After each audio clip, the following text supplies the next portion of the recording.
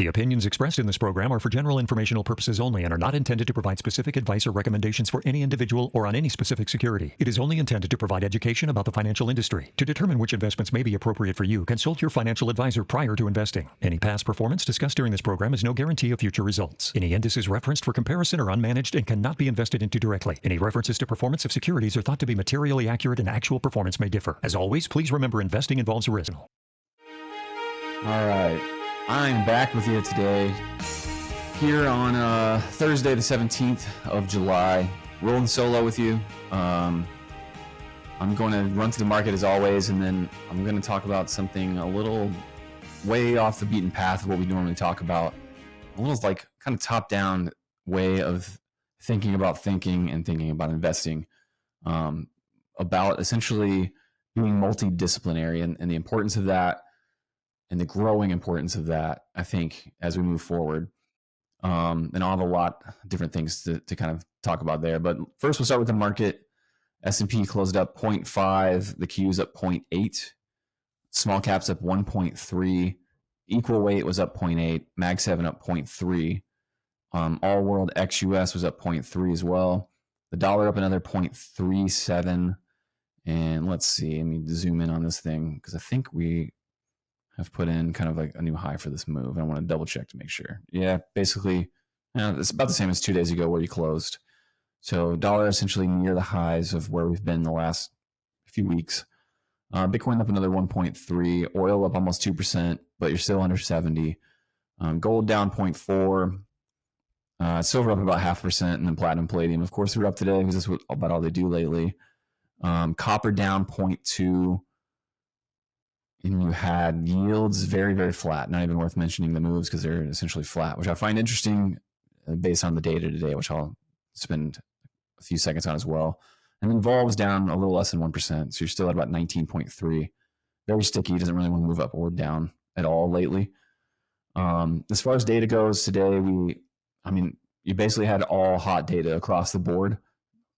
And for that reason, I'm a little surprised bond yields aren't really up today. The dollar seemed to respond, but bonds didn't. You had retail sales come out and beat expectations pretty soundly. If you look at it year over year, zoom out, it doesn't look like a big deal, but we definitely beat expectations for the month at least soundly. And last month was really bad, so it's like a really big jump from last month to this month. The Philly Fed manufacturing survey came out. That was very solid, very strong. We had jobless claims, both initial and continuing, come in better than expected. Truly, like just kind of across the board, very solid data. And I think this makes sense if you think about our framework that we always talk about of at the end of the day, asset prices, with about a 2-month lag, kind of run the economy. So that maps perfectly onto the fact that economic data should be doing pretty well right around now, with the market at all-time highs and doing well. So I think you continue along that path until you have either something exogenous like kind of tariffs 2.0, or you have something endogenous like maybe you just finally have rates sticky enough, high enough, long enough to tip over some of the cyclical industries enough to create something that at least looks sort of like a mild recession. But that was it for that. We'll cover the tomorrow's data tomorrow and everything. But what I wanted to talk about, as I said, was basically being multidisciplined and multidisciplinary. Then all that means is knowing more than a little bit about a lot of different things. I think a lot of people, and what brought this on is we have an intern with us, a young intern from high school. And whenever you have a young person come and ask you questions, the last thing I want to do is just drill into a bunch of needle in a haystack, fine, detailed level, just nuanced, nerdy finance stuff that doesn't matter to him. What I want to hopefully impart to him when he leaves is, big picture stuff that he can kind of carry with him that will actually help him and not just, here's how earnings per share works or something. And when I thought about that, the first thing that came to mind for me is like to think about some of this multidisciplinary stuff, to like not stay deep in one niche, but understand and learn a lot about different major fields, things like, to me, that are important anyway: evolutionary biology, systems thinking, understanding something about game theory, understanding a lot of things about nature and biology, the way that works. You can learn a ton from. There's a lot of things about psychology in general that I think as an investor you have to know to make things make sense. Obviously, a lot of history is crucial, and not just financial history, but other forms of history. And I think this sounds obvious, but in reality, not very many people spend much time and energy approaching things this way, especially with a view towards it making them better at trying to make money in markets. But I think it is it's vital to really get there. And I think if you think about kind of where we're going in finance, you can use AI as a junior analyst now, no problem. If not something above a junior analyst. But like, I think when most people are going to interact with AI, like they're not going to be like, hey, viewing this economic thing through a systems lens with, a solid knowledge of, 19th century political theory, and sprinkling in some of what I know about, evolutionary biology and game theory. Like, tell me about this economic thing.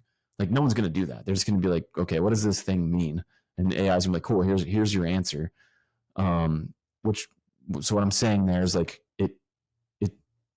people are already too stovepiped into their own little silos, so they're not multidisciplinary. And I think AI is actually going to just kind of reinforce that and make you even more deep inside of one silo where you don't know what's going on in these other important areas. And because of that, I think the best people to find in finance now are going to be really creative people, not necessarily, your left brain dominated engineering types that can crunch the numbers and everything. Because I can easily have AI crunch the numbers now, but what I can't have AI do is think about things in a multidisciplinary, like really zoomed out contextual lens. And I mean, the reason the show is called Daily Dots is I have this view of, what I do all day is just collect dots. I just read and think and talk to smart people and look at charts and analyze things and run numbers. Like, that's all very left brain data collection. But none of that makes for a good investment in reality. I think what makes for a good investment is combining all of that and seeing where those dots connect to each other. Collecting dots is the easy part. Connecting is the hard part, and it requires creativity. It requires knowing a lot about a lot of different things, at least something, because it helps you make connections in your head in ways that you can't if you only know about finance and maybe like policy a little bit or whatever. Sometimes I think what triggers a thought in your head, it may be something you read about in a book about trees or in a book about evolutionary biology or something. Like, at least that's the way it works for me. And I think one of the best investors of our generation, Charlie Munger, like hammered home the importance of being multidisciplinary. And I think it's clearly true. I ended up going to school for foresight instead of an MBA or finance, partially for this reason, because I wanted to be more creative, expand my horizons, learn to think in a different way. And it was actually in that program that I took a systems thinking class and learning about, the way something is way more than the sum of its parts, the way feedback loops work inside of systems, the way that they can reverse themselves and go back the other way in ways that if you're just looking from the outside, you can't see.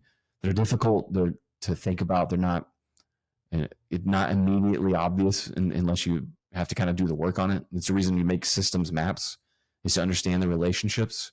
As I explained it to our intern yesterday, like, I think the markets and everything that makes them move is, you can almost picture it like a bunch of gears that move together.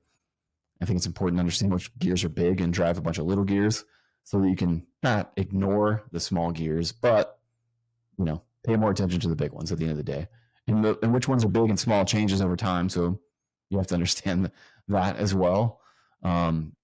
even understanding cycles, like studying cycles. That is something I think a fair amount of markets folks probably do is try to understand cycles on some level.